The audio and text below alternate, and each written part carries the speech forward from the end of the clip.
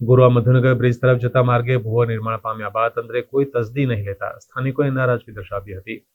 વડોદરા શહેરના ગોરવા ગોરખનાથ મંદિરથી મધુનગર બ્રિજ બાજુ જોડતા મુખ્ય માર્ગ પર ભૂવો પડ્યો હતો। સ્થાનિકોએ અસંખ્ય રજૂઆત કર્યા છતાં પણ આ ભૂવાને સમારકામ કરવામાં આવ્યું ન હતું। ત્યારે બુધવારે રહીશો દ્વારા કોર્પોરેટર તેમજ ધારાસભ્યને અને અધિકારી રજૂઆત કરવા છતાં પણ કોઈ પણ કામ કરવામાં આવ્યું નથી। જો આ ભૂવામાં કોઈ જાનહાની થાય તો જવાબદાર કોણ, તે સૌથી મોટો સવાલ ઊભો થયો છે। આ વિસ્તાર ગોરવા છે, ગોરવા ગોરખનાથ મંદિરથી મુખ્ય માર્ગ જોડતો છે, જે મધુનગર બ્રિજને છે। જ્યારે અવર જવર વધારે હોય છે, જ્યારે નાના નાના બાળકો આંગણવાડીમાં જતા હોય ને આજુબાજુ નાના બાળકોને સ્કૂલ જતા હોય, જો આ ભૂવામાં પડી જાય તો શું આ અધિકારીઓની જવાબદારી રહેશે?